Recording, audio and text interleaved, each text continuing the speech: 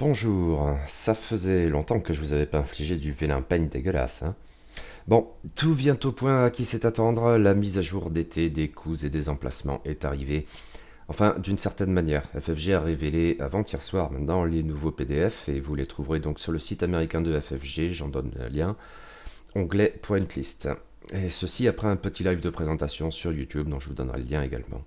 Mais les nouveaux coûts ne seront pas intégrés dans le générateur d'escadron officiel, d'autres ont déjà franchi le pas comme Yet Another Squad Builder 2.0. Ils ne seront donc intégrés dans le générateur d'escadron officiel qu'aux environs de la sortie de la vague 4, soit autour du 11 juillet en principe. Il y aura par ailleurs une petite marge d'adaptation, même si je suppose que par exemple on fera application de ces nouveaux coûts pour l'Open de Paris le dernier week-end du mois. Verra bien, mais on peut d'ores et déjà examiner tout ça. Et tel est le propos de cet article, de cette vidéo, reposant sur des tables avec les noms français des cartes et incluant toutes les modifications depuis l'état présent des coûts et améliorations, et uniquement celles-ci, pour ne pas surcharger inutilement. Avertissement qui me paraît éventuellement utile, car parfois ce qui ne change pas est aussi important que ce qui change, mais cela n'apparaîtra alors qu'en creux. La révélation de ces coûts et emplacements d'amélioration en outre valait également pour les vaisseaux inédits de la vague 4, le Resistance Transport, le Naboo Royal N1 Starfighter et le Yenna Class Droid Bomber, ainsi que les nouvelles améliorations figurant dans ces extensions. J'y reviendrai en temps et en heure, mais ce nouveau contenu est mis en évidence dans les tables par des bordures différentes. Hop, allons-y, faction par faction, dans l'ordre de leur intégration dans le jeu, avec le générique en fin d'article. L'Alliance Rebelle tournait très bien depuis la précédente mise à jour. Elle bénéficiait notamment d'une carte d'amélioration excellente dont le coût était devenu absurdement bas, 2 points, en la personne de Leia Organa, laquelle avait notamment eu pour effet, conjointement à une réduction générale des coûts, de ramener ou d'amener les B-Wing ASF-01 sur les tapis de jeu.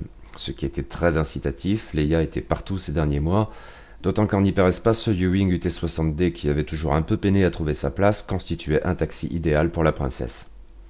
En même temps, d'autres options étaient envisageables via par exemple les Y-Wing BTLA4 et tout spécialement Dutch Vander, tandis que certaines valeurs sûres continuaient à truster les premières places du méta, et là je pense surtout à Wedge Antilles à bord de son X-Wing T-65, très probablement le pilote que j'ai le plus souvent affronté depuis le lancement de la V2 et de loin. On pouvait donc se douter que l'Alliance Rebelle se verrait infliger quelques nerfs lors de cette mise à jour estivale.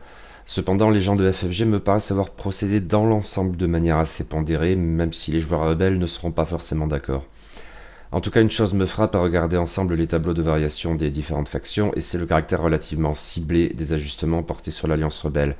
On sanctionne éventuellement un pilote ou un équipage à tout hasard qui tourne trop bien, mais on essaye d'éviter de pénaliser un châssis plus généralement. Pour ce qui est des petits socles, c'est particulièrement flagrant. Côté X-Wing T-65, Wedge Antilles coûte 3 points de plus, mais les autres pilotes de ce châssis très performants sont épargnés. Il en va de même avec les Y-Wing BTLA4 où seul Dutch Vander prend, et un petit point seulement. Toutefois, il faut avoir en tête que ce châssis sera probablement affecté indirectement par l'augmentation du coût des tourelles ainsi que de l'artilleur de tourelles vétéran, mais il me semble tout de même qu'on pouvait s'attendre à pire et que cette approche est très raisonnable. Les B-Wing ASF-01 sont moins bien lotis. Ten Numb et surtout Brylenstram subissant une augmentation des coûts qui les ramène peu ou prou au niveau d'avant janvier, et ce yo-yo est tout de même un peu embarrassant. On pourra relever que du coup les pilotes génériques sont épargnés, mais je ne suis pas certain que cela suffise à compenser. Il y a ici un exemple assez éloquent du manque de constance de la part de FFG que l'on peut parfois craindre avec ce système d'ajustement périodique, même si je suis maintenant tout à fait convaincu que c'est globalement une bonne idée. En même temps, la figurine du B-Wing va ressortir en V2 avec la vague 4 d'ici 2 semaines en principe, et cette mise à jour n'en est que plus regrettable à mon sens. Deux châssis bénéficient d'une réduction globale de leur coût plus ou moins marquée. C'est tout d'abord le cas des cargos légers HWK 290 qui avaient été assez pénalisés en janvier, et probablement de manière excessive, sans doute par réflexe défensif après les abominations commises avec la combo fumée impliquant Rogue Garnet. Maintenant que c'est de l'histoire ancienne, on peut éventuellement envisager ce vaisseau de manière plus sereine. Je ne suis pas certain que cela suffira à ramener vraiment ce châssis sur les tapis de jeu, notamment parce que le titre Moldy Crow, en ne bougeant pas, demeure probablement bien trop onéreux, 18 points d'escadron. Mais c'est à espérer, il est très amusant dans son fonctionnement. Sinon, les pilotes génériques du E-Wing bénéficient d'une petite réduction. Je ne suis pas certain qu'elle aura beaucoup d'impact. Si ça avait été Corran Horn, alors peut-être, mais non. Du côté de ceux qui ne changent pas avec cette mise à jour, on regrettera que le A-Wing RZ1 ait été totalement délaissé, surtout quand son équivalent au sein de la résistance fonctionne aussi bien. La canonnière Osituk aussi a été mise de côté, j'ai un peu le même sentiment à ce propos. De manière bien moins ennuyeuse, on relèvera que le chasseur taille Hélène de Sabine n'évolue pas, et pas davantage le chasseur de tête Z95 à F4, tant pis pour un éventuel archétype de nuée rebelle. Je reviendrai plus loin sur la question de la navette d'attaque et de la navette de classe chez Épide, qui n'évolue pas davantage, c'est que ces deux petits socles sont assez intimement liés au cargo léger VCX-100 et tout spécialement au Ghost. Du côté des socles moyens, le même phénomène que pour le X-Wing T65 et le Y-Wing, faudrait que je le prononce comme ça, mais TL4 se produit sans vraie surprise pour le U-Wing UT60D. Là encore, c'est le pilote le plus performant qui trinque pour les autres, mais Cassian Andor se prend du coup 4 points dans les dents.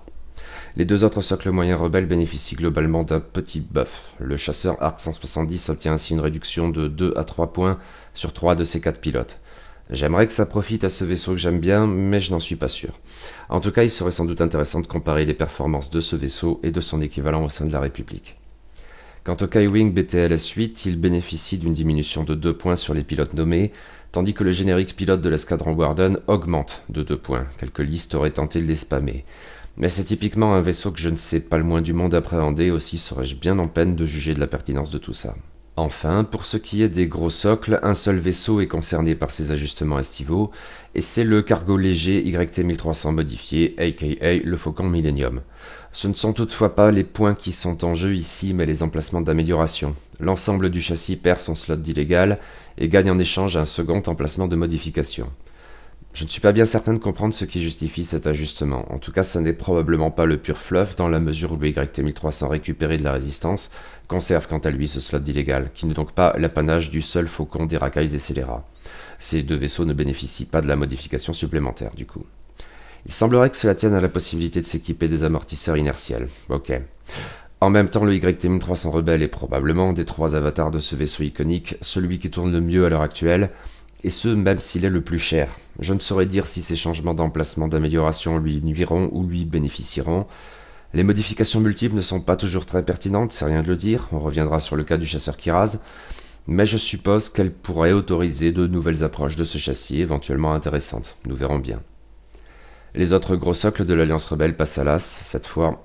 Le cargo léger YT 2400 reste à son niveau très onéreux de janvier post-combo à la con.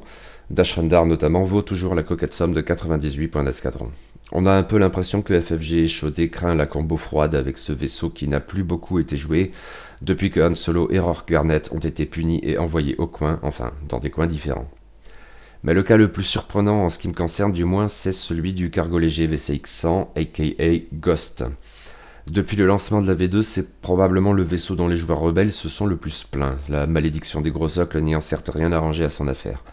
Pourtant, il est laissé tel quel, et cela vaut aussi pour les deux petits socles qui lui sont éventuellement attachés, au sens strict d'ailleurs, à savoir la navette d'attaque et la navette de classe chez Épide.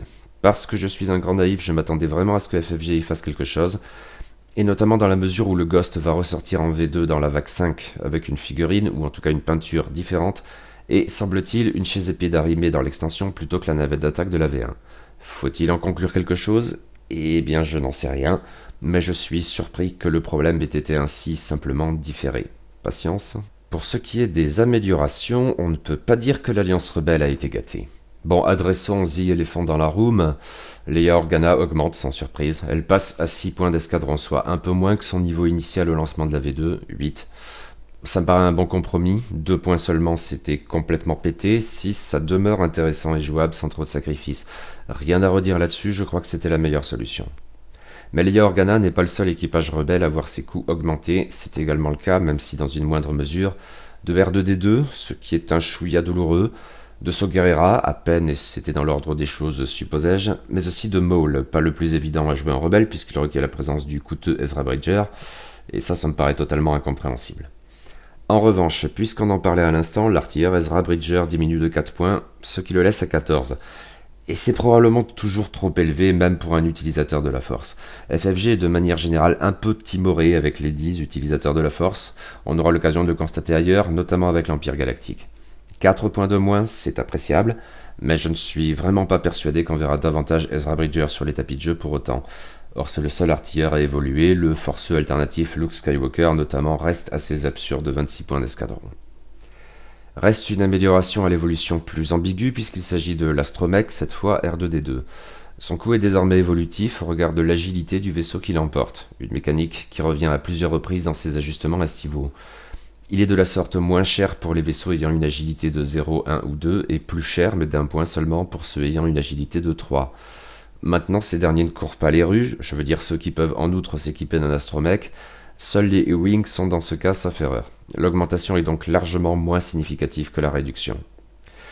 Oui, globalement, côté amélioration et pour certains vaisseaux, les B-Wing ASF-01, l'Alliance Rebelle a un peu souffert, et c'était prévisible. Passons à l'Empire Galactique.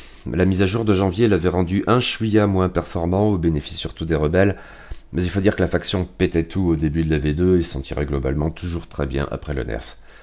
Nouvel éléphant in la room, il faut bien sûr mentionner que les listes à 4 taille PH Phantom avec autant de feintes que possible avaient continué de truster les premières places du méta, même après que le vaisseau avait perdu son slot d'équipage, et donc notamment la capacité d'embarquer l'équipage Dark Vador. On pouvait s'attendre à ce que la mise à jour essaye une fois de plus de changer la donne en intervenant sur le châssis, mais aussi sur le talent feinte donc qui lui était à peu près systématiquement associé. En dehors du fantôme, certains as demeuraient très récurrents, sans surprise, Dark Vador à bord de son TIE Advance X1 et le baron Suntirfel à bord de son intercepteur TIE-In. Là encore, des ajustements étaient à l'ordre du jour. En sens inverse, certains vaisseaux se montraient totalement contre-performants, même en mettant de côté Bizov, Kozov, Gros Socle, le décimateur VT-49, le TIE Advanced V1 était à la ramasse et le TIE AG Agressor était non seulement le pire vaisseau de la faction, mais aussi peut-être bien celui du jeu dans son ensemble. Ici, on pouvait vaguement espérer quelques améliorations. Quoi qu'il en soit, côté petit socle, l'Empire Galactique est probablement la faction qui a vu les ajustements les plus significatifs, ou en tout cas les plus amples, vers le haut comme vers le bas. Bien sûr, le TIE PH Phantom a vu ses coûts augmenter de manière générale, les premiers concernés étant comme de juste l'as de l'escadron Sigma et ma chouchoute number 1 Whisper. Et donc il faut prendre en compte l'augmentation corrélative du talent feinte. Je suppose que ces vaisseaux demeurent jouables, Whisper notamment, simplement dans des listes moins abusives et plus variées, ça me va. Et sans surprise, les as mentionnés à l'instant augmentent eux aussi. Dark Vador de 2 points, c'est d'autant plus raisonnable que son coût avait vraiment baissé en janvier, et Suntirfel d'un seul, ok, rien à redire là non plus. Un dernier pilote voit son coût augmenter sans que les autres pilotes de son châssis n'en pâtissent, et c'est le Major Winder à bord de son Starwing de classe Alpha. J'étais passé à côté jusqu'il y a peu, mais je me suis mis à le jouer et à l'apprécier récemment, je vous en causerai bientôt. Au regard de son efficacité potentielle, ça me paraît tout à fait légitime que d'augmenter un peu son coût, même si ça ne m'arrange pas. Pour en revenir à des choses auxquelles on pouvait s'attendre, nous avons bien assisté à une diminution, cette fois, et globale, pour les TIE Advanced V1 et les TIE AG Agressor.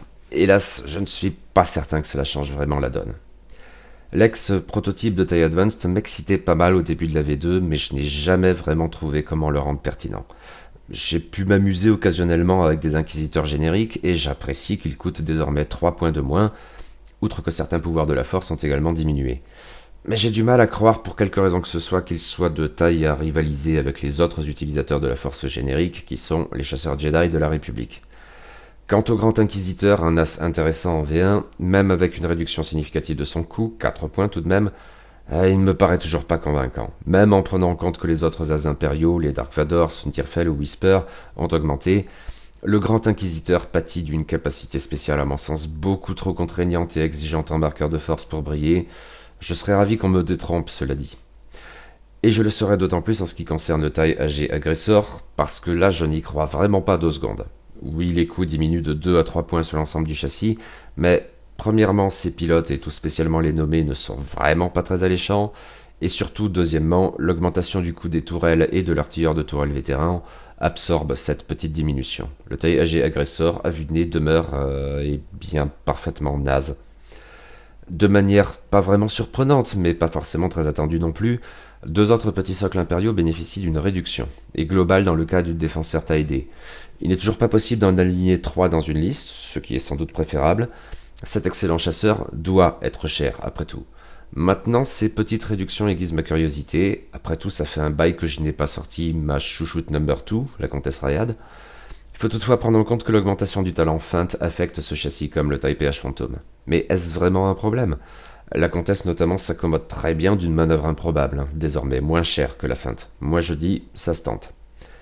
Dernière réduction, plus discrète mais peut-être plus signifiante, le bombardier TIE SA générique qu'a le pilote de l'escadron Cimetière voit son coût baisser d'un petit point, ce qui le fait passer en dessous de la barre des 30.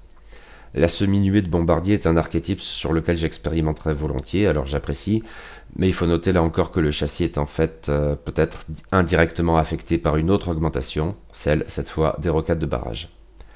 Augmentation ou réduction, tout cela va globalement dans le bon sens, même si les tentatives désespérées de sauver le TIE Advance V1 et le TIE AG Aggressor ne me convainquent pas vraiment.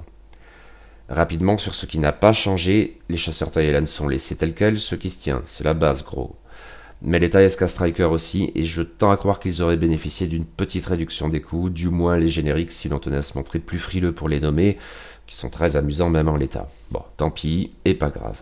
Les deux seuls socles moyens de l'Empire Galactique ayant été ignorés lors de cette mise à jour, ce qui n'avait rien de surprenant pour le TIE CA Punisher, même si la menace de Redline paraît désormais bien lointaine, je le regrette davantage en ce qui concerne le difficile à jouer TIE Reaper. Bon, nous pouvons d'ores et déjà passer au gros socle. Et c'est vite vu, la navette de commandement de classe lambda a été laissée telle qu'elle, une toute petite baisse ne m'aurait pas déplu. En revanche, le décimateur VT-49 a connu des évolutions significatives à 2 titres. Non seulement une diminution globale des coûts de 4 points pour chaque pilote, et ça n'est pas rien, mais aussi l'ajout d'un 3e emplacement d'équipage, ce qui est toujours intéressant, et c'était un trait caractéristique du vaisseau en V1. À titre d'exemple, un décimateur peut désormais embarquer l'empereur Palpatine sans se priver d'une autre option davantage dédiée. Or, plusieurs équipages impériaux ont vu leur coût diminuer de manière parfois marquée, comme on le verra bientôt. Bien sûr, le décimateur VT-49 est un cas typique de la malédiction des gros socles, et il n'est pas dit que ces atouts supplémentaires suffisent à assurer sa viabilité.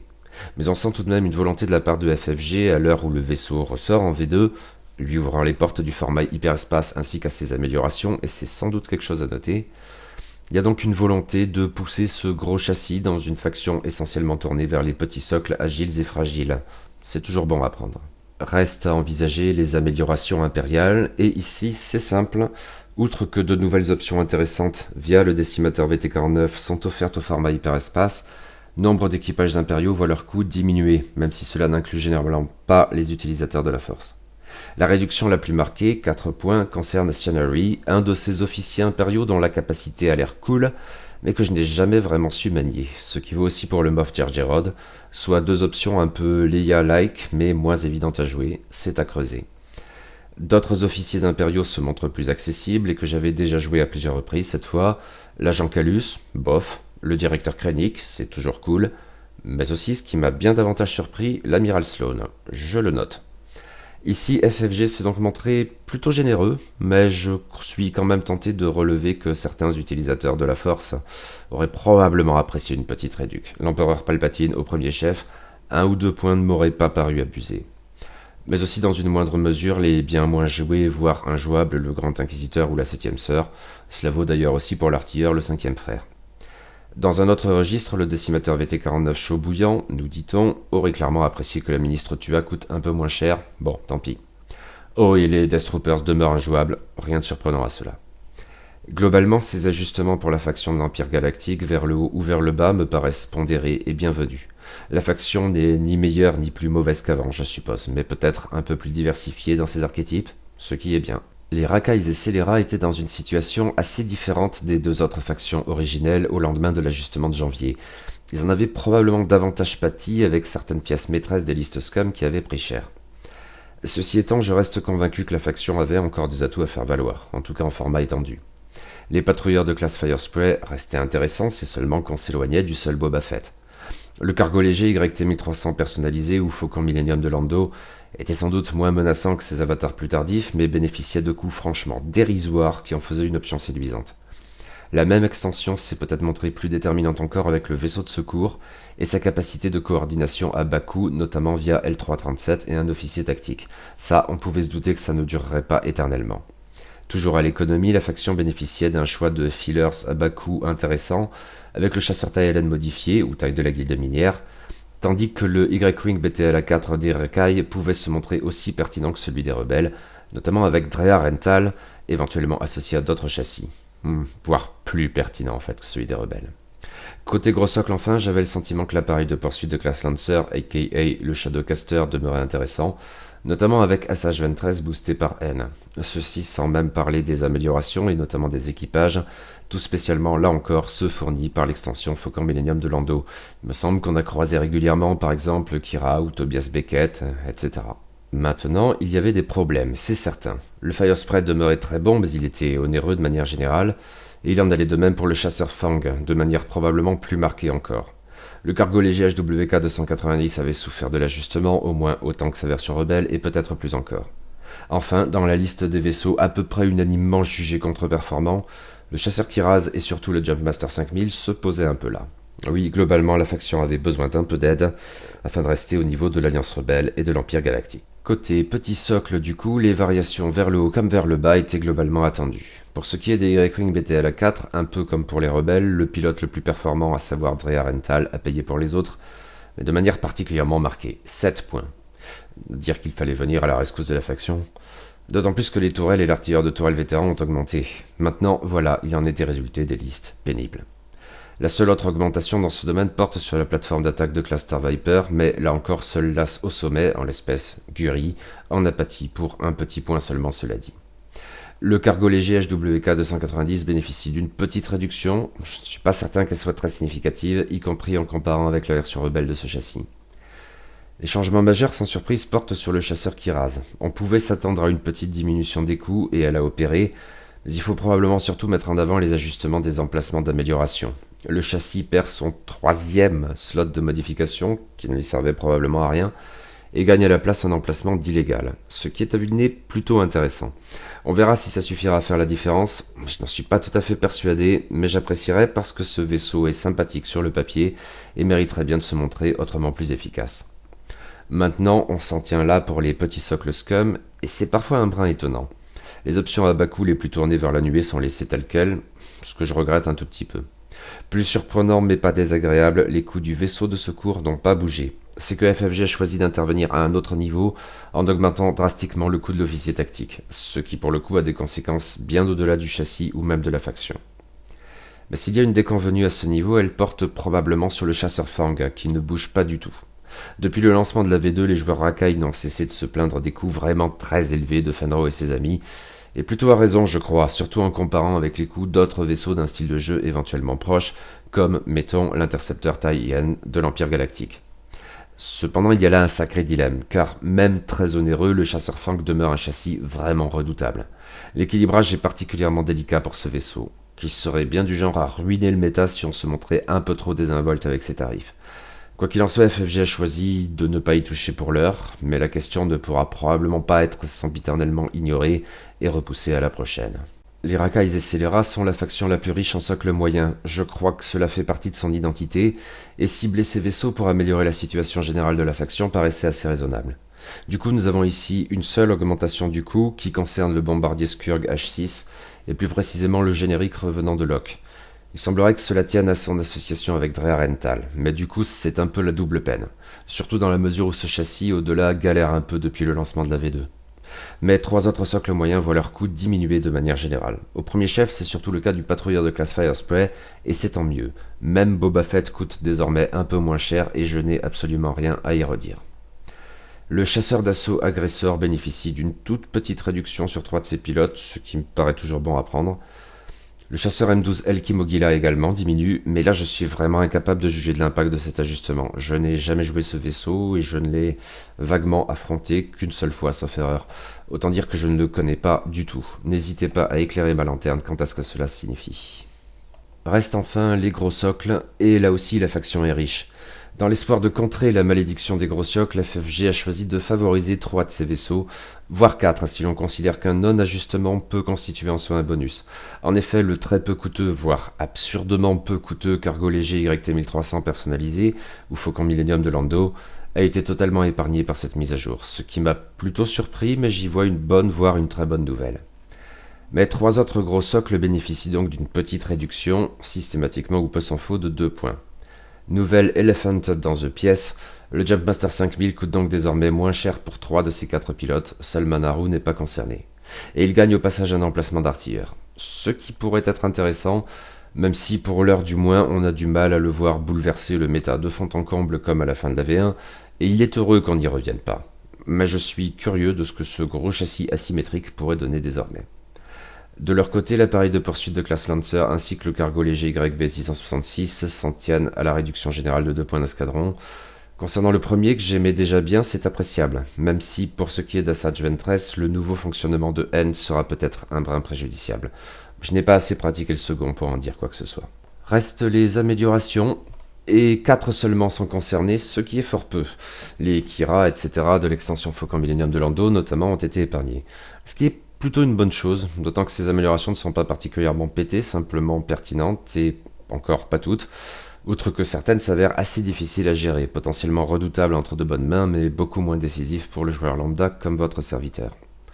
Une seule de ces améliorations augmente, déjà envisagée plus haut, puisqu'il s'agit de Maul, ce qui me paraît décidément incompréhensible, même en prenant en compte qu'il s'agit d'un utilisateur de la force. N'hésitez pas à défendre cette carte si le cœur vous en dit, ça m'intéresse. Un autre équipage en revanche diminue un chouïa et c'est IG-88D, associé avec des chasseurs d'assaut agresseurs un poil moins chers, c'est toujours appréciable. Il en va de même pour le titre Shadowcaster qui diminue de manière un peu plus marquée. L'appareil de poursuite de classe Lancer le mérite bien. Reste une dernière diminution qui est un peu WTF.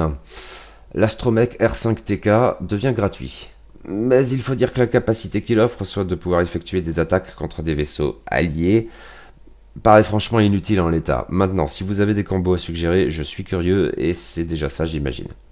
Globalement, je n'ai pas vraiment l'impression que les Rakai et Salera aient bénéficié de cette mise à jour, ou du moins pas autant qu'ils l'auraient probablement dû.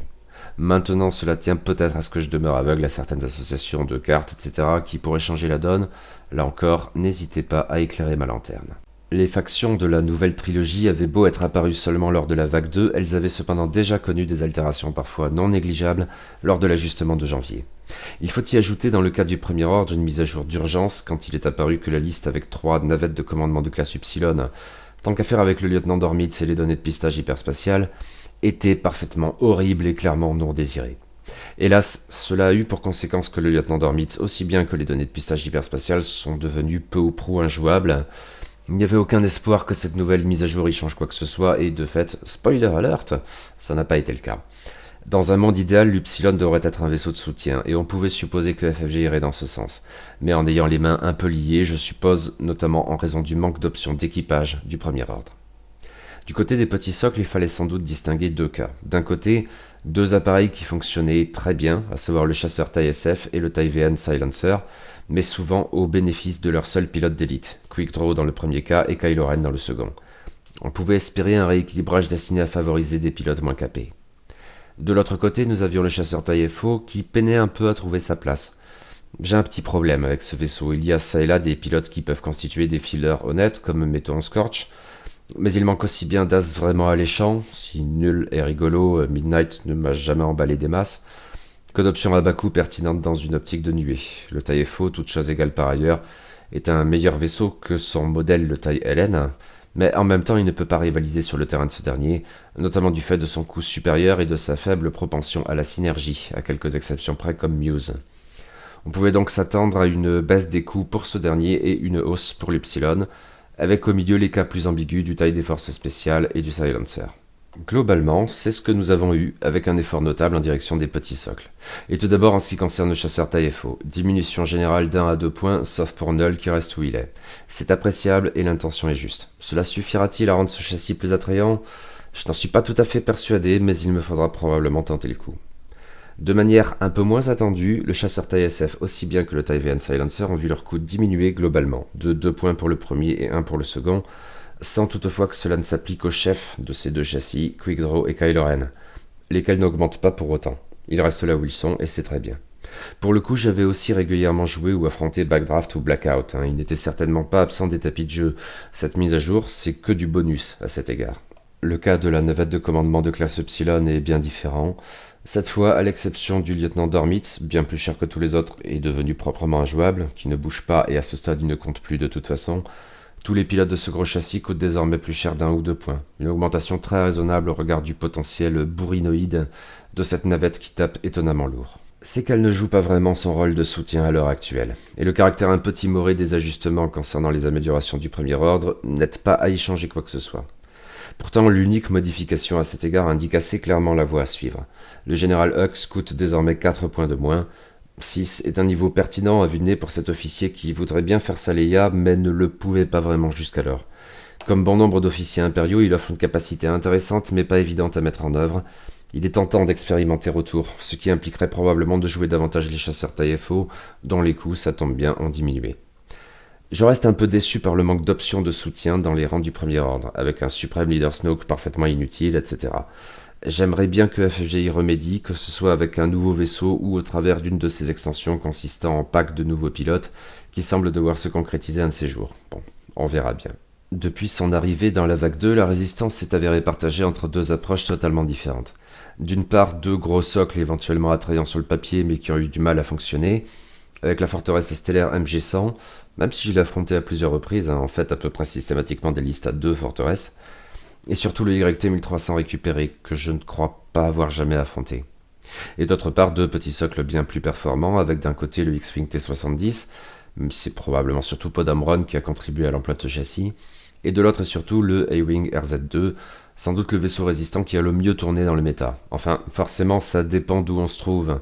Parce que quand on est un clampin de France Web, on paye pour les erreurs de stock, entre autres d'Asmodée France. On pouvait donc s'attendre à une augmentation des A-Wing RZ2 et à une diminution des forteresses stellaires MG100 et YT-1300 récupérées, avec entre les deux un X-Wing T70 plus ambigu. Mais il y a un plus cette fois, la nouvelle extension Resistance Transport qui ajoutera bientôt deux nouveaux vaisseaux à la faction, deux petits socles, et ça me fait toujours un peu bizarre, et peut-être surtout un paquet de nouvelles améliorations qui vont bien au-delà de ces seuls nouveaux vaisseaux. Le genre de piste que j'aimerais bien voir le premier ordre suivre au fond. Côté petit socle, sans surprise, les A-Wing RZ2 ont donc augmenté, un chouïa pour la plupart, mais beaucoup plus drastiquement pour leur star Lulo Lampard qui se prend 5 points dans les dents. Talissa Nitra me paraît au moins aussi intéressante perso, mais bon. J'aimerais bien en dire davantage, mais tant qu'on n'a pas les figouses. De manière peut-être un peu plus surprenante, 7 X-Wing T70 voient leur coût diminuer un chouïa. Enfin, non, ça n'est pas si surprenant, mais en considérant que Podamron plane bien au-dessus de tous les autres. Encore qu'il y a d'autres as sympas juste derrière lui, dont le coût ne change pas. Il était déjà onéreux, cela dit, mais n'a donc pas augmenté lors de cette mise à jour, ce qui me paraît équilibré en définitive. Mais surtout, nous avons donc deux nouveaux vaisseaux, qui sont le Resistance Transport et la Resistance Transport Pod. Cette mise à jour a été l'occasion de nous révéler tout ce que l'on ne savait pas encore des nouveaux vaisseaux de la vague 4, à savoir les coûts et les emplacements d'amélioration. On peut donc maintenant parler de ces vaisseaux de manière un peu moins abstraite. Et j'ai envie de noter d'ores et déjà une chose qui semble devoir être considérée comme une tendance à ce stade, car elle touche également le Naboo Royal Anu Starfighter, ainsi que le Yenna-class Droid Bomber, comme on le verra bientôt. Il y a de plus en plus une décorrélation entre l'initiative d'un vaisseau, ses capacités et son coût. Ce qui répond d'une certaine manière à mes interrogations concernant le Lost Tycho dans mon article vidéo de preview sur le Resistance Transport. Commençons donc par le Resistance Transport à proprement parler, dont les coûts s'échelonnent entre 32 points d'escadron pour le Logistics Division Pilot et 38 points d'escadron pour Covanel, avec entre les deux Nodin Chowdhury et Pamich Nerogood, tous deux à 36 points d'escadron. Une très faible amplitude donc, et des prix très bas au regard des capacités offertes par ce nouveau châssis. Pour ce qui est des emplacements d'amélioration, chacun de ces pilotes peut compter sur un astromech, un canon, deux slots d'équipage, une modification, une technologie et un emplacement de torpille. De ces 4 pilotes, un seul se distingue avec un emplacement de talent, qui est sans surprise Covanel. Tout cela est assez enthousiasmant. Quant à la Resistance Transport Pod, elle est autrement plus chaotique et décorrélée dans ses attributions. La faible amplitude des coups demeure, renforcée même, puisque nous allons de 26 points d'escadron pour BB-8 et Lost Tycho, en dépit de leur initiative supérieure donc, à 29 points d'escadron pour Finn, big deal, hein, avec entre les deux Vimoradi à 27 points d'escadron. Côté emplacement d'amélioration fonctionne un peu à l'envers, tous les pilotes ont accès à un seul, on pouvait s'en douter, emplacement d'équipage, un autre de modification, un autre encore de talent et enfin un de technologie. Mais Vimoradi seule ne bénéficie en fait pas du slot de talent. Qu'importe, elle est toujours celle qui me parle le plus, mais probablement avec Finn, dont le très bas coût, même si c'est le plus cher des Resistance Transport Pods, est un atout non négligeable. Il y a encore du matos inédit dans l'extension Resistance Transport, mais on y reviendra bientôt. Les gros socles de la résistance avaient probablement besoin d'un bon ajustement et leurs coûts ont donc été revus systématiquement à la baisse. Tous les pilotes de forteresse stellaire MG100 coûtent désormais 2 points de moins, et c'est tant mieux, même si je ne suis pas certain que ça y changera grand-chose. Les coûts varient beaucoup plus pour le YT 1300 récupéré, clairement le vaisseau à la peine de la faction. Si le sympathisant de la résistance ne coûte qu'un point de moins, l'écart se creuse à 4 pour Chewbacca, 5 pour Han Solo, et de manière beaucoup plus inattendue en ce qui me concerne, carrément 7 pour Rey. L'utilisatrice de la Force reste en tant que telle la plus coûteuse de ses pilotes, mais elle paraît désormais bien plus jouable, carrément même. Bon, maintenant je me suis tellement souvent planté dans ce genre d'analyse, et notamment en chroniquant le kit de conversion de la résistance. Restent les améliorations, et pour le coup il ne s'agit pas d'ajustement des coûts, mais systématiquement de l'introduction dans le jeu de nouveaux équipages pour la résistance, via l'extension Resistance Transport, qui est probablement, ou à mes yeux en tout cas, son meilleur atout. Commençons par la star, la générale Leia Organa. On pouvait se douter qu'elle serait chère, et Mazette, oui, 19 points d'escadron. C'est beaucoup, vraiment beaucoup. Mais je crois qu'elle demeure intéressante et jouable. Même en frôlant le seuil psychologique des 20 points, on a tout intérêt à la jouer. Je ne crois pas qu'il s'agisse d'un coup absurde comme, mettons, celui de l'artilleur Luke Skywalker. Bon, on verra bien ce que ça donnera. Cela dit, d'autres de ces nouveaux équipages représentent un certain budget, même si d'un ordre tout différent.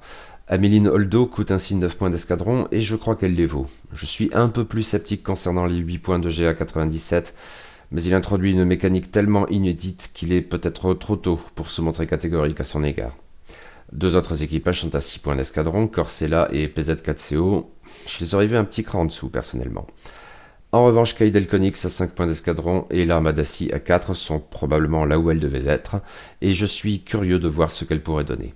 Oui, l'extension Resistance Transport me paraît faire beaucoup de bien à la faction, mais les autres ajustements ne sont pas à négliger pour autant. À ce stade, en ce qui me concerne, la Résistance est probablement la faction qui sort le plus grandi de ces ajustements estivaux avec les séparatistes, mais probablement un peu derrière. Mais causons d'abord un peu de la République, en relevant d'emblée que cette faction de la guerre des clones, à l'instar de celle des séparatistes, est apparue avec la vague 3, et que c'est donc la première fois que toutes deux sont soumises aux ajustements périodiques.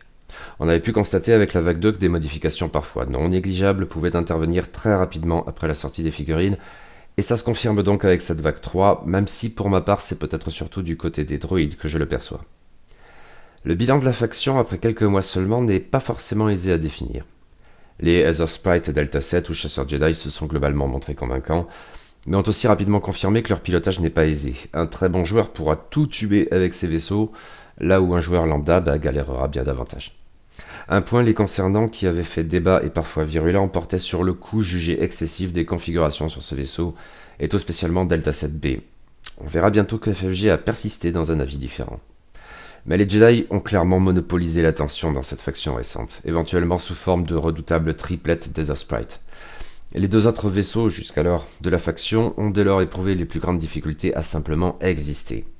À vue de nez, le chasseur Torrent V19 n'a guère convaincu dans son registre, étant moins facile et plus onéreux à spammer que ses équivalents droïdes, moins efficaces en même temps, et pâtissant en outre dans une optique de jeu différente de pilotes nommés au mieux médiocres. Quant au chasseur Arc 170, eh bien je suis parfaitement incapable d'en dire quoi que ce soit, ne l'ayant vu quasiment nulle part, que ce soit au travers de vidéos sur YouTube ou d'autres blogs, ou joué par mes adversaires. Il faut dire que, là encore, Asmodée France, bravo et merci les champions. Un souci non négligeable, cette absence du seul vaisseau républicain à même d'embarquer des équipages fait que je suis dans une égale mesure infoutu de vous dire quoi que ce soit de pertinent sur le chancelier Palpatine et ses partisans. Et puis au risque de me répéter, cette faction me paraissait jusqu'alors manquer de fun, tout spécialement en la comparant avec les très amusants séparatistes. Mais arrivera bientôt avec la VAD-4 un nouveau vaisseau, le Naboo Royal N1 Starfighter, qui pourrait bien changer la donne. Et là encore, cette mise à jour nous révèle ses coûts aussi bien que ses emplacements d'amélioration, pour un résultat parfois déconcertant, avec là aussi ce sentiment d'une complète décorrélation entre initiative, capacité et coût, de manière particulièrement marquée à vrai dire. Mais envisageons d'abord les petits socles existants. À tout seigneur, tout honneur, commençons par les Osprey Delta 7. Si le vaisseau se débrouillait bien, voire très bien depuis sa sortie, en tout cas entre de bonnes mains, un pilote pouvait là encore s'avérer supérieur à tous les autres au point de monopoliser l'attention, et ce serait sans surprise Anakin Skywalker. Du coup, lui qui était déjà assez cher voit son prix augmenter de 2 points de plus. Pourtant, je tends à croire qu'à cet égard, Anakin Skywalker n'est pas Dark Vador, Suntirfel ou même Wedge Antilles. Ce que je veux dire par là, c'est qu'au travers notamment de l'archétype de la triplette de Jedi, ce pilote de légende a régulièrement volé aux côtés de pilotes du même châssis un peu moins capés, mais cependant efficaces. Bon, certains plus que d'autres forcément, mais en tout cas des pilotes qui voyaient du jeu sans forcément rester dans l'ombre de l'as des as. Malgré tout, FFJ a choisi de diminuer les coûts sur tous les autres Airsprite Delta 7 à l'exception d'Ahsoka Tano, qui déjà était très bien. Et si dans la majorité des cas la diminution n'est que d'un point, 3 Jedi connaissent des réductions bien plus marquées et c'est peu dire. On peut supposer que dans les cas de Barriss Offee, 4 points de moins, et de Plo Koon, 7 points de moins, cela tenait à ce qu'il ne se montrait ni performant ni même simplement pertinent. Mais j'avoue être passablement surpris par les 6 points de moins sur Obi-Wan Kenobi, qui m'avait l'air de plutôt bien se débrouiller. Cela tient peut-être au sort de Delta 7B, mais en attendant j'imagine que tout cela c'est autant de bonnes nouvelles pour les joueurs de la République. On pourrait cependant craindre que cette approche n'accentue encore le monopole de ce très bon châssis au sein de la faction. Cet ajustement essaye de pousser le chasseur Tauren V19 par quelques rabais non négligeables, mais il n'est pas certain que cela suffise, loin de là. Le générique d'entrée de gamme est le seul à rester où il est, et c'est peut-être déjà un signe que quelque chose ne va pas. Tous les autres, et surtout les nommés, diminuent d'1 à 3 points. En outre, Swoop gagne un emplacement de talent, ce qui peut se montrer pertinent au regard du talent adjectif dévoué, dont le coût diminue aussi et c'était pour le moins nécessaire. Cette même raison me fait continuer de considérer autrement le générique protecteur de l'escadron bleu comme étant le choix le plus pertinent sur ce châssis, s'il est un choix pertinent sur ce châssis. Mais passons à quelque chose d'autrement plus excitant, mais aussi déconcertant, avec le tout nouveau tout beau Naboo Royal One Starfighter.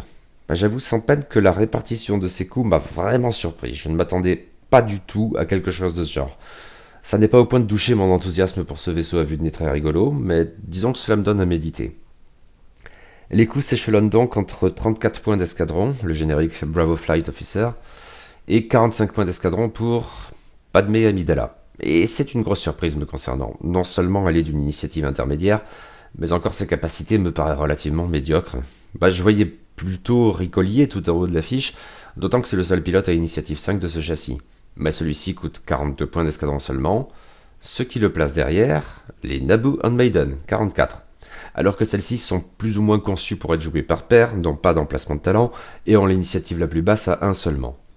Certes, leur capacité spéciale est excellente, mais ces coups sont probablement la plus grosse surprise de cette révélation me concernant. Et les autres le très fun Anakin Skywalker en bas de gamme impénible est à 41 points d'escadron, soit immédiatement derrière Écolier. Enfin, Dine Elberger coûte 38 points d'escadron seulement, à un tarif vraiment très intéressant. Or, à mon sens, tous ces pilotes sont plus intéressants que Padmé Amidala, et j'ai beau faire, le coup des Naboo Handmaiden me laisse décidément perplexe. Concernant les emplacements d'amélioration, ce vaisseau est un peu plus classique que le Resistance Transport ou surtout que le Yenna Class Droid Bomber. Quel bordel, mes aïeux, j'y arrive. Tous les vaisseaux disposent d'un emplacement d'astromech, d'un autre de senseur et d'un dernier de torpille. Note, pas de modification donc. Disposent en outre d'un emplacement de talent, Dine Elberger, Anakin Skywalker, Ricolier et Padmé Amidala. Une autre manière de le dire, tous les pilotes nommés ont un emplacement de talent. Ce qui au passage entraîne une petite bizarrerie et éventuellement une surprise. Anakin Skywalker, qui fait des tonneaux tout le temps, est le premier pilote du jeu doté d'un marqueur de force à ne pas avoir d'emplacement de pouvoir de la force, mais à avoir en lieu et place un slot de talent. Ce qui est fluff indéniablement. Quel étrange vaisseau tout de même, ou quelle étrange tarification en tout cas. Comme expliqué plus haut, je ne suis pas en mesure de disserter sur l'unique socle au moyen de la faction, le chasseur ARC 170. Je relèverai donc sans plus de commentaires que 4 des 6 pilotes de ce châssis voient leur coût diminuer, d'1 point pour le vétéran d'escadron 7, Jag et Wolf, et de 3 points pour Oddball. Ce dernier perd du coup son statut de pilote le plus onéreux sur le chasseur ARC 170 et c'est Sinker qui en hérite. Mais je suis incapable d'en dire plus. Pour ce qui est des variations de coûts dans les améliorations, 3 concernent le seul chasseur Jedi et peuvent surprendre quelque peu. En effet, et tant pis pour ceux qui hurlaient que la configuration Delta 7B était beaucoup trop chère, FFJ a jugé qu'elle ne l'était en fait pas assez. Il faut dire que des 2 configurations possibles, c'était sans doute celle qui était le plus jouée, sinon la seule. Du coup, 2 points de plus à chaque degré de cette amélioration dont le coût évolue en fonction d'initiative. Pour Anakin Skywalker, c'est un peu la double peine. En revanche, un Obi-Wan Kenobi plus accessible s'en accommodera sans doute bien mieux. L'autre configuration du chasseur Jedi, qui est en fait en même temps une modification, la visée laser calibrée, a été beaucoup moins jouée, et FFJ a choisi de la pousser par contraste à travers d'une diminution générale consistant à diviser les coups par 2 à chaque degré. Ce qui devrait intéresser Anakin Skywalker. Pour lui, du coup, ça représente 5 points de moins. Je ne sais pas si l'augmentation du coût de Delta 7B est pertinente, mais je tends à croire que la diminution de la visée laser calibrée l'est absolument. La troisième variation concernant les Jedi porte sur le pouvoir de la force méditation de bataille, que je trouvais absurdement cher jusque-là. Là encore, il s'agit d'une amélioration évoluant en fonction d'initiative, et FFG a choisi de diminuer le coût de 3 points à chaque degré. Je ne suis pas hyper fan, mais je suppose que ce niveau plus décent justifie au moins qu'on y rejette un œil et peut-être que l'on tente des choses avec. Si les évolutions contraires de Delta 7B et de la visée laser calibrée attirent l'attention, je crois qu'une autre variation de coût pourrait bien s'avérer au moins aussi importante, et c'est celle qui concerne le talent adjectif dévoué. Il passe de 3 points, ce qui était bien trop cher, à un seul, ce qui est autrement raisonnable. À mes yeux, ce talent constitue peut-être la meilleure raison de tenter des trucs avec le chasseur Torrent 19, d'autant que celui-ci coûte désormais un peu moins cher et qu'un pilote de plus dispose d'un emplacement de talent. Dernière chose à relever ici, les coûts des deux nouveaux astromechs de la faction, R2A6 et R2C4, figurant dans l'extension Naboo Royal N1 Starfighter, ont été révélés et sont relativement élevés. 6 points pour le premier, 5 pour le second. Ce sont de bons astromechs, notamment sur ce châssis, mais je les aurais bien vus à 1 ou 2 points de moins tout de même. Ultime faction à envisager, les séparatistes, qui me plaisent beaucoup et qui tournaient déjà plutôt bien. Maintenant, là aussi, un vaisseau a sans doute attiré l'attention, mais c'est cette fois le moins coûteux, le chasseur droïde de classe Vulture, ce qui est dans l'ordre des choses car l'archétype de la nuée est symptomatique de la faction. Toutefois, j'ai l'impression que ce sont les drones non limités qui ont le plus emporté l'adhésion. Les limités d'une manière ou d'une autre étaient probablement trop chers pour une plus-value généralement négligeable. Les joujoux du Vulture ont plus ou moins fonctionné à vue de nez. Les missiles Discord se sont montrés à peu près aussi fun et dangereux que prévu. Les obus énergétiques ont eu un bilan relativement correct, encore qu'atténué par la prise de conscience des effets de leur rechargement. Les supports d'ancrage étaient probablement bien trop chers, les relais tactiques emportés par d'autres vaisseaux un peu inégaux. Mais globalement, ça tournait pas mal. Le chasseur Belbelab 22 a constitué une plutôt bonne surprise, je crois, avec un général Grievous capable de faire très mal, et des choses à faire avec les pilotes automatiques Fisanotro, mais là c'est peut-être mon expérience personnelle qui parle avant tout. Bilan plus contrasté pour l'infiltrateur Sith. Le brutal Dark Ball a pu attirer l'attention. Le compte de coups s'est avéré très compliqué à piloter, même si son potentiel est énorme. O66 enfin peut constituer un soutien au droïde pertinent, ça n'est probablement pas la première utilité à laquelle on pense avec ce vaisseau. Il y avait donc du champ pour ajuster tout ça, et agréable surprise, même avec des performances initiales assez honnêtes, FFG a jugé bon de diminuer pas mal de coûts, ce qui ne manquera pas de profiter à la faction. Là aussi, la vague 4 apporte un nouveau vaisseau avec le Yana Class Droid Bomber, dont les coûts et les emplacements d'amélioration ont été révélés au cours de cette mise à jour. On aura l'occasion de voir qu'il se montre très intéressant, mais aussi étonnamment bordélique, d'une manière en tout cas inédite dans X-Wing. Commençons par le vaisseau clé, le chasseur droïde de classe Vulture. Et là, nouvelle grosse surprise, ce vaisseau qui était déjà le moins cher du jeu est désormais encore moins cher. En effet, le vaisseau d'entrée de gamme, le drone de la Fédération du Commerce, passe en dessous de la barre des 20 points d'escadron pour n'en plus coûter que 19. Soit une Leia Organa résistante, quoi. Bon, ça n'est qu'un point de moins, mais à ce niveau, ça fait vraiment toute la différence. Et on peut d'ores et déjà noter une chose, les supports d'ancrage passant de 3 points à un seul, nous pouvons désormais aligner un drone de la Fédération du Commerce équipé de sa configuration pour le prix d'un drone à poil jusqu'alors. Et je sens qu'il va y avoir de quoi faire avec ça, même si ça n'est qu'une possibilité parmi tant d'autres. Cette diminution se répercute sur tous les autres Vultures, incluant les nommés, mais elle va plus loin dans le cas des chasseurs limités à 2 ou 3 exemplaires. Le prototype à Orchal coûte 2 points de moins et le chasseur méticuleux 3. Je doute que ça change grand chose pour le premier, mais ça se tente pour le second. Autre surprise de taille en ce qui me concerne, 3 des pilotes du chasseur Belbelab 22 coûtent désormais moins cher, le pilote automatique Fisanotro et Wat Tambor d'un seul point certes, mais le déjà chouette général Grievous coûte quant à lui 3 points de moins. Et comme en plus, ainsi qu'on le verra bientôt, le titre Sol la Swan ainsi que la modification blindage en impervium ont également vu leur coût diminuer, et de manière marquée, le Belbelab et notamment Grievous qui était déjà intéressant à la base, le sont encore davantage. Et il reste du coup un troisième petit socle séparatiste à envisager qui est le tout nouveau tout beau Yana Class Droid Bomber. Et ce vaisseau est pour le moins étonnant car, ainsi qu'on avait pu l'avancer depuis quelques mois déjà, il dispose d'emplacements d'amélioration qui varient avec les pilotes. C'est du coup un sacré bordel et il faut sans doute commencer par là avant les coups. Donc, il y a une sorte de modèle de base, représenté ici par les génériques que sont le Techno Union Bomber et le Separatist Bomber, mais aussi le vaisseau limité à un seul exemplaire, DBS 404. Ces avatars du Yena disposent des emplacements d'amélioration suivants: configuration, engin, missile, modification et torpille. Mais après cela, les choses changent pour les 3 pilotes restants. Tous déjà gagnent un emplacement de senseur. Mais ensuite, le Bactoid Prototype perd ses emplacements d'engin et de torpille en échange d'un deuxième slot de missile. En sens inverse, le Bombardment Drone, s'il perd lui aussi les torpilles, perd également les missiles, en échange d'un deuxième emplacement d'engin. Enfin, l'Ahuri de la bande, très différent des autres et qui répond au doux nom de DBS-32C, perd tout slot d'engin, de missiles et de torpilles, en échange, rien à voir, d'un relais tactique. Compliqué, hein, mais intéressant.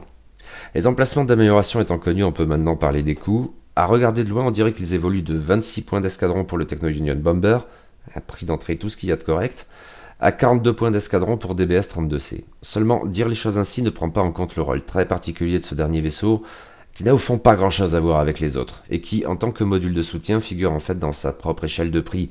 Si l'on met DBS-32C de côté, le coût maximal pour un Iena, relativement normal, passe à 32 seulement pour le Bombardment Drone, soit 10 points de moins, ce qui n'est pas rien. À l'intérieur de ces limites, le moins cher est en fait étrangement le Bactoid Prototype, 28 points d'escadron seulement. Vient ensuite immédiatement le Separatist Bomber, 29 points, c'est celui qui me botte le moins à vue de nez. Et on a enfin DBS 404 à 30 points d'escadron, ce qui me paraît un niveau raisonnable pour ce kamikaze. Et il va y avoir de quoi faire plein de choses à tenter, et c'est chouette. Passons à l'unique gros socle des séparatistes avec l'infiltrateur Sith. Ici la table se coupe en deux, les deux Sith, soit le compte Dooku et Dark Maul, augmentent de 2 points, tandis que le générique Messager Noir coûte désormais 2 points de moins, je suis toujours pas bien certain de sa pertinence, le droïde O66 coûtant quant à lui 3 points de moins. Je suppose que ce traitement pour Dark Maul était dans l'ordre des choses, peut-être un peu moins en ce qui concerne Dooku. Mais il faut noter ici une chose qui n'apparaît pas immédiatement, ces deux sites vont être indirectement affectés par la nouvelle échelle de coût du pouvoir du côté obscur N. Comme ils pilotent un gros socle, cette amélioration leur coûtera 6 points de plus.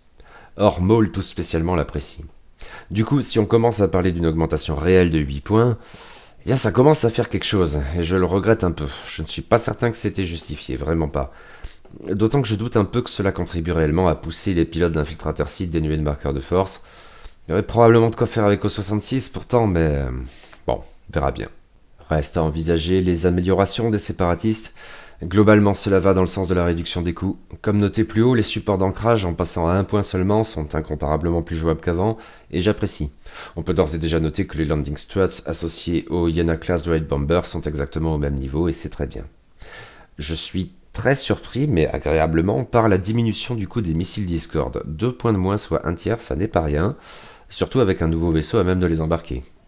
Mais s'il y a 2 réductions qui m'étonnent, donc ce sont avant tout celles qui concernent le chasseur Belbelab 22, 4 points de moins pour le titre Soulless One, 2 points de moins pour la modification blindage en impervium, c'est carrément bien. Moi qui aimais déjà beaucoup le général Grievous, je suis d'autant plus tenté de refaire mes muses avec. 2 autres réductions sont peut-être un chouïa moins significatives, encore que l'arrivée du Iena Class Droid Bomber puisse changer un poil la donne pour ce qui est des droïdes sondes des RK1, que j'aime bien mais dont je n'ai pas encore pu juger du plein potentiel. Pour ce qui est du talent perfide, eh bien le problème demeure quel que soit le coût. Les pilotes en mesure de s'en équiper et d'en profiter sont très rares. Général Grievous, éventuellement, il fonctionne tellement bien avec une manœuvre improbable, et comme il est maintenant encore moins cher. On compte aussi 2 petites augmentations de coûts que je ne m'explique pas bien, à vrai dire. L'onéreux équipage compte 2 coups prend 1 point de plus, passant à 10, et les contraignants obus énergétiques passent à 5, ce qui les rend désormais plus chers que les missiles Discord. Ouais.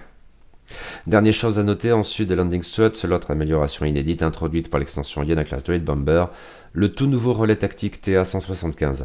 À 5 points seulement, franchement je m'attendais à plus, il constitue décidément une alternative intéressante au couteau Kraken. À creuser. Et le bilan est sans appel, avec le bémol des sites, la faction des séparatistes a été globalement très gâtée par cette mise à jour, je ne vais pas m'en plaindre, moi qui les aimais déjà beaucoup. Et il nous reste enfin les améliorations génériques. Du côté des artilleurs, un seul est affecté par la mise à jour, mais l'impact risque d'être conséquent, puisqu'il s'agit de l'artilleur de tourelle vétéran qui augmente de 2 points. Sachant que les tourelles elles-mêmes augmentent également, cette option de jeu devient bien plus restrictive. Il y a visiblement eu des listes qui en abusaient, mais je tends à croire que c'est un peu drastique tout de même. Du côté des astromechs, une seule évolution à signaler, celle de l'astromech R2, qui évolue dans le même sens que son équivalent unique R2D2 déjà envisagé plus haut, plutôt de manière favorable donc. Pour ce qui est des canons, pas de modification à proprement parler, mais l'introduction d'une nouvelle amélioration seulement dans le pack du Resistance Transport pour l'heure, et il va falloir changer ça, avec les Autoblasters. À 2 points seulement? What the fuck? Ça m'a l'air intéressant ça. Nous avons aussi un nouvel engin, en fait à la fois un engin et une modification, dans l'extension Yanaclazoid Bomber avec l'Electro-Potent Bomb. On pouvait s'attendre à ce qu'elle soit chère et, eh bien oui, 14 points d'escadron. Personnellement, je n'en doute que davantage de la pertinence de ce truc bizarre et continuerai jusqu'au jour où je m'en prendrai une dans la gueule et réaliserai enfin que c'est suffisamment balèze pour justifier ce coup. 2 équipages génériques seulement sont concernés par cette mise à jour. D'une part, le navigateur chevronné, dont le coût varie désormais en fonction de l'initiative. Il est moins cher aux initiatives 0, 1 et 2, stable à l'initiative 3, puis de plus en plus cher au-delà. Je ne vois pas bien pourquoi j'ai clairement dû rater un épisode. D'autre part, l'officier tactique, qui blanchit une coordination rouge, prend 4 points dans les dents, passant à 6. Aïe! On peut supposer que cela se justifie essentiellement par la présence récurrente chez les racailles d'un vaisseau de secours à très bas coût, notamment piloté par le 337.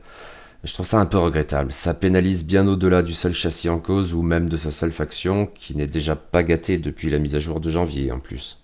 Et finalement, son jeu plus marqué sur le slot illégal ne lui bénéficiera guère. Si la cybernétique de contrebande coûte 2 points de moins, les amortisseurs inertiels qui ne coûtaient jusque-là qu'un seul point, et ça n'était probablement pas assez, ok, ont désormais une échelle de coût en fonction d'initiative qui grimpe point par point jusqu'à 8 pour un vaisseau à initiative 6. C'est sévère, là aussi. Passons aux missiles. Une seule variation ici, des roquettes de barrage à la hausse, un point seulement de plus. Fair enough, je suppose. Mais nous avons aussi un nouveau missile avec les Diamond Baron Missiles, présents sauf erreur dans la seule extension Yanaclazoid Bomber, et qui coûte 6 points en requérant 2 emplacements d'amélioration. C'est assez tentant, en fin de compte, pour les rares vaisseaux qui peuvent s'en équiper. Pour les modifications, nous avons 2 nouveaux joujoux. Les Delayed Fuses, là encore dans l'extension Yanaclazoid Bomber, ne coûtent qu'un point d'escadron comme on pouvait s'y attendre ou l'espérer. Les Angle Deflectors, dans l'extension Resistance Transport, ont de manière parfaitement sensée une échelle de coût variable, basée sur l'agilité, mais qui fonctionne à l'envers de toutes les autres. Plus la valeur d'agilité est élevée, moins la modification est chère. Mais à vrai dire, à vue de nez, ce sont bien les seuls vaisseaux dotés d'une agilité de 0, et qui n'auraient pas déjà l'action renforcement s'il y en a, ou de 1, qui auraient intérêt à se munir d'Angle Deflectors, auquel cas cela leur coûterait respectivement 9 ou 6 points. Je crois que ce dernier coup sera le standard pour cette amélioration, et il me paraît plus qu'honnête. Les pouvoirs de la force sont globalement revus à la baisse. Je ne suis pas certain que ce soit très significatif pour sens ou visée instinctive. Ça l'est peut-être davantage pour As de la manœuvre, qui a désormais un prix plus décent, et surtout tir prophétique. À 1 point seulement, ça se tente, même si bénéficier véritablement de ce pouvoir est toujours un peu compliqué. Mais le plus gros changement ici est globalement à la hausse, et affecte le seul pouvoir du côté obscur à ce jour, N. Comme on l'a vu en causant de l'infiltrateur site, ce pouvoir voit désormais son coût évoluer au regard de la taille du vaisseau. Il demeure de 3 pour les petits socles, mais passe à 6 pour les socles moyens, et surtout 9 pour les gros socles. Bien sûr, quand il lit ceci, je suis sûr qu'il me lise, Dark Vador et Kylo Ren rigolent. Le Grand Inquisiteur aussi, mais tout le monde s'en bat les couilles. En revanche, Dark Maul surtout et le Comte Dooku rigolent beaucoup moins. Et aussi, je suppose, Asajj Ventress qui perd plus ou moins là un atout rare et non négligeable. Personnellement, je trouve ça un peu excessif. Les extensions Yanaclazoid Bomber et Naboo Royal and One Starfighter introduisent ensuite un nouveau senseur, avec Passive Sensors qui coûte 3 points d'escadron. C'est parfait, il ne fallait pas que ce soit plus cher, du moins le temps d'apprivoiser la chose. Comme je la sens bien sur des petits châssis comme par exemple des Yena, il ne fallait pas que ça représente un investissement trop important. Mais à voir si des as parviennent à abuser du machin, d'aucuns parlaient de Dark Vador, même si je ne suis pas tout à fait certain que ce soit pertinent. On passe aux talents, et 4 d'entre eux sont concernés, qui évoluent systématiquement à la hausse. Ce sont là des altérations qui devraient avoir un impact conséquent. Gambit des astéroïdes qui prend un point, peut-être pas excessivement, mais Feint, déjà envisagé à plusieurs reprises, qui passe à 7, et surtout Tirabile qui passe à 4, ça va bouleverser pas mal de listes. En ce qui concerne Feint, ça me paraît un poil too much, même si je comprends bien que cela découle directement de la menace des fantômes. Concernant Tirabile, ça me paraît assez juste. Cette carte était peu ou prou systématique dans bien des listes, et ce coût plus élevé pourrait favoriser un peu plus de créativité. Reste le cas de Tactique de Nuée qui évolue désormais en fonction de l'initiative, plus elle est élevée et plus c'est cher. C'est parfaitement logique, mais dans la mesure où cette carte n'a vraiment d'intérêt que sur des vaisseaux initiative 6 ou au pire 5, autant y voir purement et simplement une augmentation, je suppose qu'elle se défend. Next, les torpilles. Sans vraie surprise, les torpilles à protons augmentent encore d'1 point et ça se tient. Mais les 3 nouvelles extensions de Navac 4 introduisent dans le jeu une alternative intéressante avec les Plasma Torpedoes. Conçues pour défoncer du bouclier, elles sont moins versatiles que les torpilles à protons et représentent un des rouges de moins. Mais avec cette différence non négligeable de 4 points d'escadron, bah oui, elles méritent bien qu'on expérimente autour, je crois. Et on finit avec les tourelles. La tourelle à canon ionique comme la tourelle dorsale augmente d'1 point chacune. On a amplement eu l'occasion de voir ce qui justifiait cette décision, mais même si des listes abusaient visiblement trop des tourelles, je regrette cette variation, qui vaut aussi, ne l'oublions pas, pour l'artilleur de tourelle vétéran, car elle risque de faire du mal à nombre de châssis dont c'était le principal, sinon le seul atout. Bon, on verra là encore, mais... Bilan plutôt satisfaisant pour cette mise à jour, plus pondérée et probablement équilibrée que la précédente. On ne ressort pas avec une carte totalement pétée comme les Organa, on fait globalement plutôt dans l'ajustement ciblé. L'équilibrage me paraît globalement réussi, mais j'y mettrai deux bémols. L'Alliance Rebelle, certes très performante depuis janvier, est plus affectée qu'il n'y paraît via l'augmentation à mon sens excessive des Boeing ASF-01 et le problème multifaction des tourelles. Et Archies et Scélérat surtout ne remontent probablement pas autant qu'ils l'auraient dû. Je n'ai que du bon à dire en ce qui concerne l'Empire Galactique et le Premier Ordre, je suis très enthousiaste pour la Résistance et surtout les séparatistes, et un peu perplexe pour la République. Mais tout ceci demeure encore un peu abstrait, il faut mettre ses coups à l'épreuve du jeu, et plus vite que ça. Voilà, ça sera fini pour aujourd'hui. Eh bien écoutez les gens, si vous avez apprécié cette vidéo, n'hésitez pas surtout à vous abonner, à mettre un petit pouce vers le haut, ce genre de choses, à commenter aussi bien sûr, y compris pour critiquer, faire des suggestions, etc. Je suis tout oui, ça m'intéresse. Et à la prochaine fois, qui ne devrait pas trop tarder.